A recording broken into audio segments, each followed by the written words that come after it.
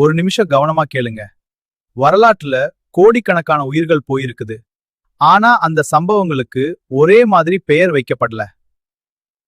Hitler, Stalin, மாவோ சேதுங்ஜி, Mussolini இவர்கள் கோடிக்கணக்கான மக்களை கொன்றவர்கள்.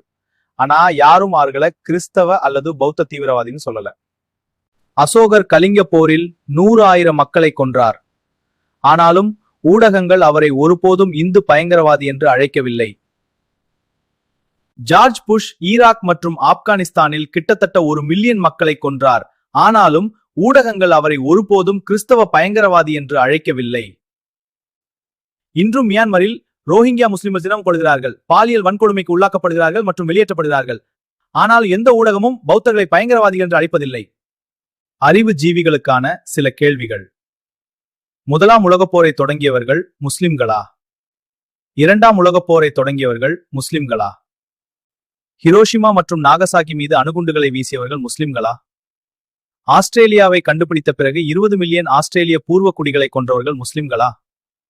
அமெரிக்காவை கண்டுபிடித்த பிறகு வட அமெரிக்காவில் 100 மில்லியன் பூர்வக்குடி அமெரிக்கர்களையும் தென் அமெரிக்காவில் 50 மில்லியன் பூர்வக்குடி அமெரிக்கர்களையும் கொன்றவர்கள் முஸ்லிம்களா? 18 கோடி கருப்பின ஆப்பிரிக்கர்களை அடிமைப்படுத்தி அவர்களை அமெரிக்காவிற்கு கொண்டு சென்றது யார்? அவர்கள் அட்லாண்டிக் பெருங்கடலில் வீசப்பட்டனர். அதை செய்தவர்கள் முஸ்லிம்களா? மற்றவர்கள் செய்தால் அது வார் அல்லது கிரைம். ஆனால் எண்ணற்ற அடக்குமுறைகளை சந்தித்த ஒரு முஸ்லிம் ஒருமுறை தன் குரலை உயர்த்தினால் கூட அவர் ஒரு அடிப்படைவாதி அல்லது பயங்கரவாதி என்று முத்திரை குத்தப்படுகிறார். ஏன் இந்த டபுள் ஸ்டாண்டர்ட்? ஒரு விஷயம் நம்ம யோசிக்கணும். வரலாறு சொல்றது ஒன்று, ஆனா உலகம் பேசுறது வேறொன்று.